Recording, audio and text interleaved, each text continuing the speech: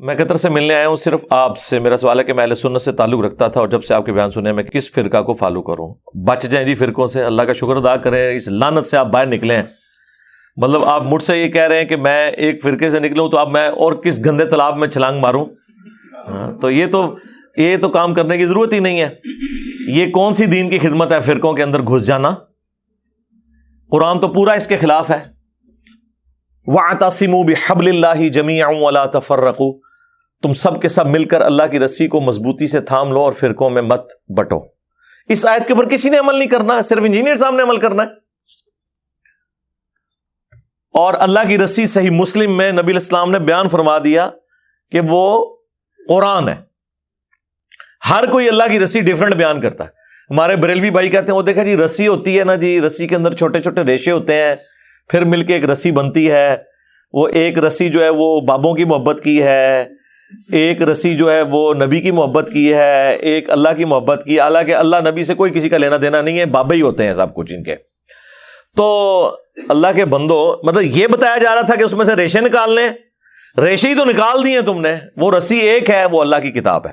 وہ صحیح مسلم میں جو غدیر خم کی حدیث ہے قرآن اور اہل بیت، اس میں نبی علیہ السلام نے فرمایا قرآن اللہ کی کتاب ہے، یہ اللہ کی رسی ہے، جو اسے پکڑے گا ہدایت پر ہوگا، جو چھوڑ دے گا وہ گمراہ ہو جائے گا. تم اللہ کی کتاب کو پکڑو، اپنا تعلق اس کے ساتھ مضبوط کرو. اللہ کی کتاب اللہ کی رسی ہے. یہ اوپر سے 4 احادیث ہیں صحیح مسلم میں. اور دوسری بھاری چیز میرے اہل البیت ہیں. میں اپنے اہل البیت کے معاملے میں تمہیں اللہ کا خوف دلاتا ہوں. 3 دفعہ نبی علیہ السلام نے فرمایا، لیکن امت بالکل الٹ چلی، نہ قرآن کو پکڑا نہ اہل بیت کو زندہ چھوڑا. بالکل الٹ چلی امت. تو قرآن اللہ کی رسی نبی علیہ السلام نے خود بیان فرما دیا. اور دیکھیں رسول اللہ کو سینٹرڈ کر کے اللہ تعالیٰ نے قرآن میں سورۃ الانعام کے اندر کیا ارشاد فرمایا؟ ان الذین فرقوا دینہم وکانوا شیعا. بے شک جنہوں نے اپنے دین میں فرقے بنا لیے اور اپنے آپ کو گروہوں میں بانٹ لیا. لست منہم فی شیء. اے نبی آپ کے ساتھ ان کا کوئی تعلق نہیں ہے. بے شک وہ کہتے رہے کہ غلامی رسول میں موت بھی قبول ہے، لبیک یا رسول اللہ کہتے رہے، ٹھیک ہے جی، نعرہ تکبیر لگاتے رہے، جو مرضی، آپ کے ساتھ ان کا کوئی تعلق نہیں. جنہوں نے گروہوں میں بانٹ لیا اپنے آپ کو اور فرقہ واریت پھیلائی. انما امرہم الی اللہ ثم ینبئہم بما کانوا یفعلون. ان کا معاملہ اللہ کے سپرد ہے، پھر اللہ انہیں بتا دے گا جو دنیا میں انہوں نے کرتوت کیے تھے. اب یہ آیت اسپیسیفکلی یہود و نصارہ کے بارے میں نازل ہوئی کہ انہوں نے دین میں فرقے بنائے ہیں. اے نبی آپ کا ان سے کوئی تعلق نہیں ہے. یار ایک بار کی پارٹی فرقے بنائے اور سیدنا ابراہیم خلیل اللہ کے دین کو چھوڑ دے، اگرچہ اپنے آپ کو ابراہیمی کہتی ہو، کرسچن بھی کہتے ہیں ہم ابراہیمی ہیں، نصارہ بھی کہتے ہیں ابراہیمی ہیں، اس کے باوجود رسول اللہ کو کہا جا رہا ہے صلی اللہ علیہ وسلم آپ کا ان سے کوئی تعلق نہیں ہے. اور اگر نبی کے اپنے ماننے والے یہ کام کریں تو انہیں تو پڑیں گے لتر. وہ دوسروں کی غلطی نہیں برداشت کی جا رہی، اپنوں کو چھوڑتا ہے کوئی؟ کس لیول پہ اتر کے؟ ما کان ابراہیم یہودی ولا نصرانی ولکن کان حنیفا مسلما وما کان من المشرکین. اوے ابراہیم نہ تو یہودی تھے نہ نصرانی تھے، وہ تو سب سے ٹوٹ کر ایک اللہ کے ہو گئے تھے اور وہ مشرک نہیں تھے. یعنی وہ یہود و نصارہ دونوں کلیم کرتے تھے کہ ہم ابراہیمی ہیں. اللہ نے کیا فرمایا؟ نہ. ہاں یہ نہ بڑی امپورٹنٹ ہے. نہ سے سٹارٹ ہوا ہے. ما کان ابراہیم یہودی ولا نصرانی. نہیں تھے ابراہیم علیہ السلام نہ یہودی تھے نہ نصرانی تھے. ولیکن، یہ اردو میں بھی آتا ہے لیکن، ولیکن کان حنیفا مسلما وما کان من المشرکین.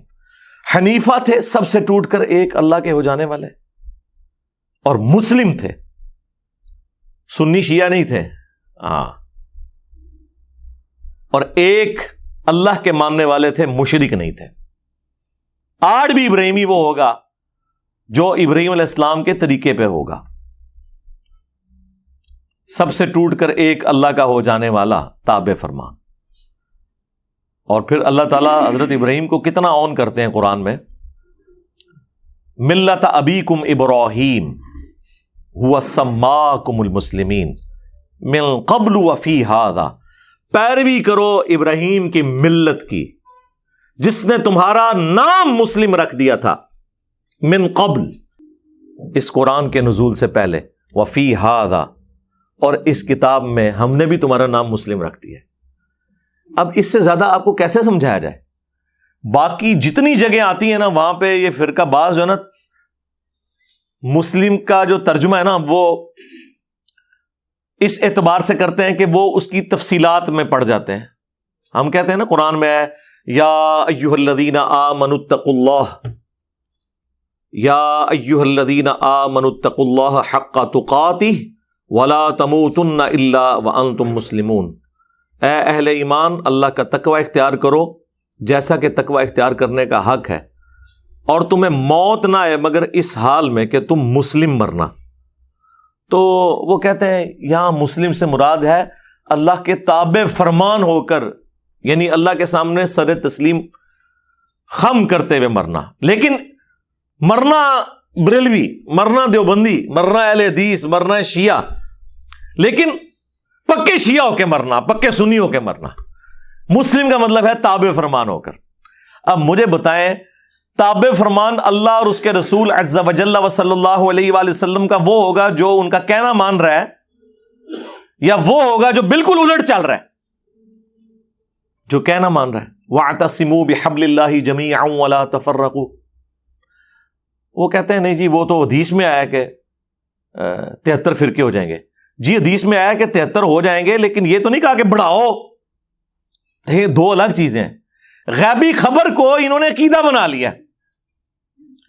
وہ تو سر صحیح مسلم میں آیا ہے کہ قرب قیامت میں عورتیں ایسا لباس پہنیں گی گویا کہ ننگی نظر آئیں گی، یا تو وہ چست لباس ہوگا یا باریک ہوگا۔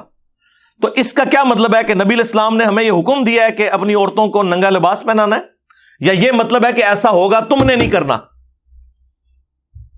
تو سرکار اس کو جوڑ لیں ادھر جو ابو داؤد کے اندر حدیث ہے۔ ترمذی والی سند کے اوپر کلام ہے وہ جو 73 فرقوں والی ہے، لیکن ابو داؤد والی سند جو ہے وہ مضبوط ہے کہ میری امت کے 72 فرقے جہنم میں جائیں گے اور صرف ایک جنت میں جائے گا، اور وہ نبی الاسلام نے اسے فرقہ نہیں فرمایا، فرمایا ہی الجماع، وہ ہوگی جماعت، مین سٹریم کی امت۔ اور فرق عربی میں کہتے ہیں ٹوٹ کے الگ ہونے کو۔ ایک درخت سے جب پتا ٹوٹتا ہے نا تو اس پتے کو کہا جاتا ہے یہ فرق ہو گیا۔ اس سے پتا نہیں کہہ سکتا یہ درخت بھی ایک فرقہ ہے اور میں بھی ایک فرقہ ہوں۔ سمجھ آئی؟ تو اسلام ایک درخت تھا، نبی علیہ السلام کے مبارک زمانے میں صحابہ اہل بیت ایک گروہ تھے، کوئی فرقے نہیں تھا۔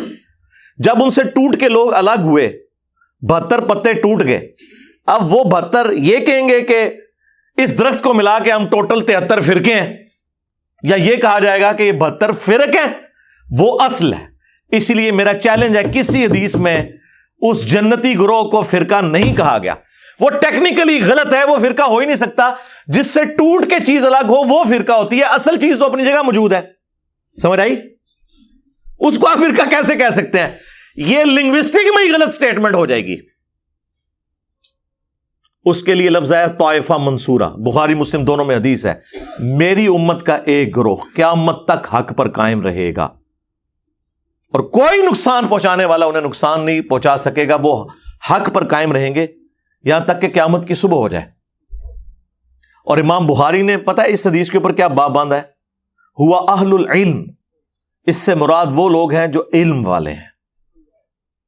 انہوں نے نہیں کہا کہ اس سے مراد بریلوی، دیوبندی، وہابی، شیعہ، سنی ہے، اہل علم ہے۔ بعض جہادی تنظیمیں اس کی ایک طریق سے اٹھاتی تھی کہ قیامت تک وہ قتال کرتا رہے گا حق کی خاطر، اور وہ ہمارے مال سے، ہمارے بچوں کی جانوں سے کھیلتے رہے۔ آج وہ ایف اے ٹی ایف کی تلوار میں آ گئے ہیں، اور اب ہماری اسٹیبلشمنٹ اور ہمارے اداروں کو بھی ہوش آئی کہ یہ تو ہمارے بچوں کو ہی مار رہے ہیں۔ تو ہم نے تو 2013 میں کہہ دیا تھا کہ یہ تانوں لمحہ پان گے۔ اس ٹائم ہماری باتیں انہیں بری لگتی تھی، اب تو کہتے ہیں انجینئر صاحب آپ ٹھیک کہتے تھے۔ تو یہ جہادی تنظیمیں اس حدیث کو جی وہ قتال کر رہے ہیں، لیکن امام بخاری نے ان کا سارا فہم ہی الٹ دیا. انہوں نے اوپر باب باندھا ہوا اہل العلم، یعنی اس سے مراد علمی قتال کرنے والے لوگ ہیں. ہم اس قتال کے مخالف نہیں ہیں، آرمڈ کنفلکٹ کے مخالف نہیں ہیں، لیکن یہ کون سا آرمڈ کنفلکٹ ہے کہ ایک مسلمان دوسرے کو مار رہا ہے فرقے کی بنیاد پہ، لسانیت کی بنیاد کے اوپر، عقیدے کے اختلاف کی بنیاد کے اوپر؟ یہ کون سا اسلام ہے؟ ایون کسی غیر مسلم کی جان بھی نہیں لی جا سکتی ناحق. تو یہ علمی قتال ہے، اس میں وہ والا قتال بھی آ جائے گا جو اسلام کا سمم بونم ہے، ہائیسٹ گڈ ہے، اور علمی قتال. اور یقین مانے پاکستان کو اس وقت علمی قتال کی ضرورت ہے، اس تطہیر کی ضرورت ہے. جو آج آپ کو لوگ بتا رہے ہیں جی کاؤنٹر نیریٹو کریں، جی نیریٹو آپ نے بنایا تھا، کاؤنٹر نیریٹو ہم کریں. ہم تو کر رہے ہیں، اس وقت سے کر رہے ہیں جب آپ وہ والا نیریٹو بنا رہے تھے. ہم اس وقت سے آپ کو کاؤنٹر کر رہے ہیں. آپ ہماری جگہ پہ آگے کھڑے ہو گئے ہیں. اب آپ کو اندازہ ہوا ہے کہ ایک عام بندے کے ہاتھ میں اسلحہ دینے کا کیا نقصان ہوتا ہے، وہ آپ کے سامنے ہے. یہ صرف فوج کا، پولیس کا کام ہے. پولیس کا کام ہے with in country rate of the government کو اسٹیبلش کرنا، اور بارڈرز کے اوپر فوج کا کام ہے کہ وہ اسٹیبلش کرے. اور سیاست میں دونوں کا کوئی دخل نہیں ہے. اور کسی نان اسٹیٹ ایکٹر کو اجازت نہیں ہونی چاہیے کہ وہ اپنی پارٹی اور جتھا بنا کے تو غنڈہ گردی شروع کرتے ہیں. وہی دیکھ لیں جو جہادی انہوں نے پالے ہوئے تھے نا، آج یہ جتنے جیب تراش ہیں نا اور اغوا برائے تاوان کر رہے ہیں اسلحے کے زور کے اوپر، یہ زیادہ تر وہی جہادی تنظیموں کے لوگ ہیں، کیونکہ بے روزگار ہو گئے نا. پہلے بھی ہمیں مار رہے تھے، اب بھی ہمیں ہی مار رہے ہیں. تو یہ فرقہ واریت اسلام میں حرام ہے. لہذا کسی حدیث میں نہیں آیا کہ فرقے بناؤ. وہ تو کہا گیا کہ فرقوں میں بٹ جائے گی، تم نے یہ حرکت نہیں کرنی. یہ ہمیں ڈرایا گیا تھا کہ وہ 73 میں بٹ جائے گی اور 72 فرقے ہوں گے اور ایک گروہ قیامت تک حق پہ قائم رہے گا. اب وہ مجھے بتائیں، وہ گروہ نبی الاسلام کے زمانے میں آپ صلی اللہ علیہ وآلہ وسلم، آپ کے اہل البیت اور صحابہ تھے، اور آج بھی وہ ہوگا جو اللہ رسول صحابہ اور اہل بیت کی بات کر رہا ہے، اور خالی بات نہیں، ان کی تعلیمات کو لے کے چل رہا ہے. اپنے بابوں کی بجائے رسول اللہ کے قدموں میں امت کو لے کے جا رہا ہے. جو ہم عرض کرتے ہیں کہ میرے نبی سا ہے ہی کوئی نہیں، تیرے بابے تھے شاہی کوئی نہیں. ہاں، کیونکہ تو بابوں کے پیچھے چل رہا ہے.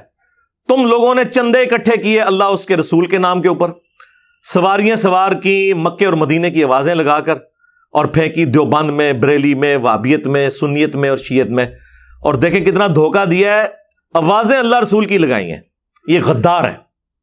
لوگ کہتے ہیں جی ان کے ساتھ ذرا نرمی سے بات کریں. ہم سے زیادہ تو نرم ہی کوئی نہیں ہے. حضرت عمر ہوتے تو ان کی گردنیں نہ نظر آتی. ہم تو صرف علمی اختلاف کرتے ہیں. رہ گیا اگر یہ کافر ہونے کی اناؤنسمنٹ کر دیں تو ہم ان کی بات کرنا بھی چھوڑ دیں گے. ٹھیک ہے، مر جائیں کفر کی موت. لیکن اگر آپ اسلام میں رہتے ہوئے نام لوگے اللہ اور اس کے رسول کا تو آپ ہو غدار. تو غداروں کو تو ہم نہیں چھوڑیں گے. آپ کافر مر جاؤ کچھ بھی نہیں کہیں گے. قرآن میں ہے وَلَا تَسُبُّوا الَّذِينَ يَدْعُونَ مِن دُونِ اللَّهِ فَيَسُبُّوا اللَّهَ عَدْوًا بِغَيْرِ عِلْمٍ. لوگوں کے جھوٹے خداؤں کو گالی مت دو، ورنہ وہ تمہارے سچے خدا کو گالی دیں گے بغیر علم کے. ہم نے تو خیر گالی کبھی بھی نہیں دی، لیکن یہ کافروں کے لیے ہے. مسلمانوں نے جو جھوٹے خدا گھڑ لی ہیں، جھوٹے پیغمبر گھڑ لی ہیں، جھوٹے بابے گھڑ لی ہیں قرآن و سنت کے مقابلے پہ، انہوں نے تو لمبا بہایا جائے گا علمی طور پہ، کیونکہ وہ غدار ہیں. کافر ہو جائیں ٹھیک ہے، آج مجھ سے سرٹیفکیٹ لے لیں، میں کل سے ان کے بارے میں بات کرنا چھوڑ دوں گا. لیکن اگر آپ اسلام کا نام لیں گے اور اسلام کے نام سے دھوکہ دیں گے اس امت کو، تو سرکار غدار کی سزا تو دنیا کے ہر قانون کے اندر یہی ہوتی ہے کہ انہیں ایکسپیل کیا جاتا ہے وہاں سے. ہم چونکہ اس طرح کے معاملات میں نہیں اترتے، ہم تو صرف علمی اختلاف کرتے ہیں. تو یہ فرقہ واریت ان لوگوں نے پھیلائی ہوئی ہے. نبی علیہ السلام کے بارے میں ایک زبردست حدیث مسند احمد کے اندر موجود ہے، اور وہ حدیث مشکات المصابیح کے اندر بھی موجود ہے. مختلف کتابوں میں ہے، لیکن جو صحیح سند ہے وہ مسند احمد کی ہے، مشکات کے اندر بھی موجود ہے. بڑی زبردست حدیث ہے یہ. نبی علیہ السلام نے زمین کے اوپر ایک سیدھی لکیر کھینچی اور اس کی دائیں بائیں ٹیڑھی لکیریں کھینچی، اور پھر نبی علیہ السلام نے اپنی مبارک انگلی اس سیدھی لائن کے اوپر رکھی اور سورۃ الانعام کی آیت تلاوت کی، وَأَنَّ هَذَا صِرَاطِي مُسْتَقِيمًا، یہ ہے میرا سیدھا راستہ، فَاتَّبِعُوهُ، اسی کی پیروی کرو، وَلَا تَتَّبِعُوا السُّبُلَ، اور ارد گرد کے جو راستے ہیں ان کی پیروی مت کرو، وہ تمہیں اللہ کے راستے سے بہکا دیں گے۔ یہی وہ چیز ہے جس کی اللہ تعالیٰ تمہیں وصیت کرتا ہے تاکہ تم ڈر جاؤ۔ یہ نبی علیہ السلام نے تلاوت کی، اور پھر نبی علیہ السلام نے ساتھ فرمایا کہ یہ سیدھا راستہ میرا راستہ ہے، یعنی نبی علیہ السلام کا راستہ، اور یہ ارد گرد جو ٹیڑھے راستے ہیں نا، یہ شیطان کے راستے ہیں۔ اور نبی علیہ السلام فرمایا ہر راستے کے اوپر ایک شیطان بیٹھا ہوا ہے جو تمہیں اپنی طرف بلا رہا ہے، یعنی یہ جو کہہ رہے ہیں نا ساڈے فرقے چ آ جاؤ، جنتی فرقہ ساڈا ہے، جہاں تواڈے بارے اللہ نبی صاحب 10 گنے، بے فکر رہو۔ نبی علیہ السلام فرمایا ادھر ادھر نہیں جانا، میرے راستے پہ جانا ہے۔ تو اس میں صراط الذین انعمت علیہم کے نام کے اوپر جو یہ دھوکہ دیتے تھے امت کو، وہ بھی کلیئر ہو گیا۔ نبی علیہ السلام نے فرمایا یہ تو ہم سورہ فاتحہ شروع کرتے ہیں نا، ایاک نعبد و ایاک نستعین، عبادت بھی اللہ کی، مدد بھی اللہ سے مانگنی ہے، یعنی کہ دعا بھی اللہ سے کرنی ہے، ظاہری مدد تو آپ مانگ سکتے ہیں، تو قرآن میں حکم ہے وَتَعَاوَنُوا عَلَى الْبِرِّ وَالتَّقْوَى وَلَا تَعَاوَنُوا عَلَى الْإِثْمِ وَالْعُدْوَانِ، نیکی پرہیزگاری میں ایک دوسرے کی مدد کرو، برائی میں الگ رہو۔ ظاہر دنیا کو اللہ نے اسباب کے ساتھ جوڑا ہے، پیاس بجھانے کا ذریعہ پانی کو بنایا ہے، کھانے کو ہماری بھوک مٹانے کا ذریعہ، لیکن ایک ہے دعا کرنا، وہ اللہ کے ساتھ خاص ہے۔ تو یہ کہتے ہیں جی آگے چلیں، جی آگے ہم چلتے ہیں، تو یہ آگے چلتے ہیں تو ڈائریکٹ ہی آگے چلے جاتے ہیں، بیچ میں پھر چھلانگ مار دیتے ہیں، کہتے ہیں جی صراط الذین انعمت علیہم۔ اس سے پہلے بھی ایک آیت تھی، اہدنا الصراط المستقیم، کاش یہ آپ نے مانگی ہوتی تو آپ کو صراط مستقیم مل جاتا۔ آگے چلے جاتے ہیں، ہم کہتے ہیں جی آگے چلنے سے پہلے ذرا پیچھے دیکھ لیں آپ نے کیا پڑھا ہوا ہے۔ وہ کہتے ہیں نہیں صراط الذین انعمت علیہم، آیت یہ پڑھتے ہیں کہ راستہ ان لوگوں کا جن پر تیرا انعام ہوا، اور نام لیتے ہیں انڈیا پاکستان کے ان بابوں کے جو قرآن کے نازل ہونے کے 500 سال بعد 600 سال بعد آئے۔ یار ان کے تو باپ دادا کیا پردادے لکڑ دادے پیدا بھی نہیں ہوئے تھے، قرآن نازل ہوا تھا، تو یہ بیچ میں کہاں سے آ گئے؟ قرآن تو صراط الذین انعمت علیہم انہی کو جانتا ہے نا کہ جنہیں قرآن کہہ رہا ہے من النبیین والصدیقین والشہداء والصالحین، سورۃ النساء کے اندر۔ اور ڈیفینیٹلی کون؟ انبیاء اکرام، صحابہ اکرام اور اہل بیت۔ بعد میں تو ہر فرقے کا اپنا باب ہے۔ بریلویوں کے جو صراط الذین انعمت علیہم ہے وہ دیوبندیوں کے نزدیک مشرک ہیں، اور دیوبندیوں کے جو صراط الذین انعمت علیہم ہے وہ بریلویوں کے نزدیک گستاخ رسول ہیں۔ سامو بڑے بڑے صراط الذین انعمت علیہم، اور ہمارے صراط الذین انعمت علیہم وہ ہیں جنہیں سارے مانتے ہیں، یعنی نبی علیہ السلام، اہل بیت اور صحابہ اکرام علیہم رضوان و علیہم السلام اجمعین۔ ٹھیک ہے، تو پیچھے آپ پڑھ کے دیکھیں اہدنا الصراط المستقیم، اے اللہ ہمیں چلا سیدھے راستے پر، راستوں پر نہیں۔ ہاں کہتے ہیں جی سارے ہی حق پہ ہیں، چاروں فقہ حق کے اوپر ہیں، اور مصلی خانہ کعبے میں 4 ڈالے رکھے انہوں نے 1517 سے لے کے 1917 تک، 400 سال تک خانہ کعبے میں 4 امام تھے، حنفی شافعی مالکی حنبلی، سارے الگ الگ نماز پڑھتے تھے اور کہتے تھے چاروں امام حق پہ ہیں، تو نماز تو کٹھی پڑھو، چلو ایک حنفی پڑھا لے دوسرا شافعی پڑھا لے، نہیں، امام اپنے اپنے، مصلی اپنے اپنے، اور چاروں حق پہ ہیں۔ کیوں دھوکھا دے رہے ہو؟ کہانیاں بند کرو۔ گورا اسی لیے تو آپ کا مذاق اڑاتا ہے، یہ تو سعودی حکومت نے آ کے اٹھائے ہیں یہ مسلح، اس پہ میری تفصیلی ویڈیو ریکارڈ ہے۔ 400 سال تک انہوں نے کعبے کو بھی فرقوں میں ڈیوائیڈ کیا ہوا تھا، تو کہاں سے سارے حق پہ ہیں؟ بلکہ سنن ابن ماجہ میں ایک روایت جو ہے نا یہی والی حدیث، اس میں تو نبی علیہ السلام نے 2 لکیریں دائیں کھینچی اور 2 لکیریں بائیں کھینچی، اور آپ فرمایا یہ چاروں شیطان کے راستے ہیں۔ ہائے ہائے ہائے، ایک کہتے چاروں حق پہ ہیں، حضور نے کہا چاروں شیطانی راستے ہیں، اور بیچ میں میرے والا راستہ ہے۔ منو تو لگتا ہے تو ہم ہی کہہ کے گئے نا، اور اس میں اماموں کا قصور نہیں ہے، ذہن میں رکھیے گا۔ آج ہم کرسچینٹی کو جب کنڈیم کرتے ہیں نا، ہمیں وسوسہ بھی نہیں آتا کہ نعوذ باللہ ہم عیسیٰ ابن مریم کی توہین کر رہے ہیں۔ ہم ایک لمحے کے لیے بھی ان کی توہین کریں تو یہ توہین اسی طریقے سے ہے جس طرح ہم اپنے پیغمبر کی کر رہے ہیں، نعوذ باللہ من ذالک۔ اسی طریقے سے جب ہم حنفی، شافعی، مالکی، حنبلی فرقوں کو کنڈیم کرتے ہیں، سنی شیعہ فرقوں کو کنڈیم کرتے ہیں، تو اس سے مراد وہ بزرگ نہیں جن کی طرف انہوں نے اپنے آپ کو منسوب کیا ہوا ہے، وہ تو اس چیز سے بری ہیں، ان کا کیا لینا دینا ان کے ساتھ؟ انہوں نے ان کے ناموں کو بیچا ہے، اور جو اللہ رسول کے ناموں کو بیچ سکتے ہیں تو باقی امام تشیعی کوئی نہیں ان کے نزدیک، ان کو تو وہ سیل پہ لگا کے بیچیں گے۔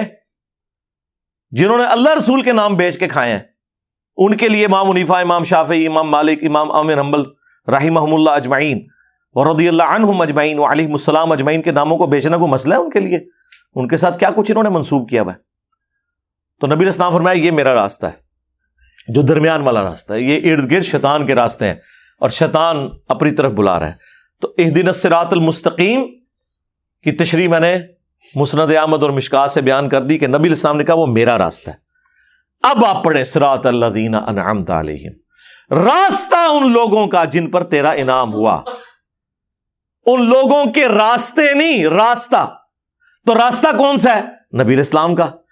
اس کا مطلب ہے یہ کہ جس طرح اللہ نے اپنے نبی علیہ السلام کے ذریعے امت کو ہدایت دی، ایک راستہ بتایا، اور اس کے اوپر صحابہ کرام اور اہل بیت چل کر کامیاب ہوئے، اس طرح ہمیں بھی اسی راستے پہ چلنے کی توفیق دے۔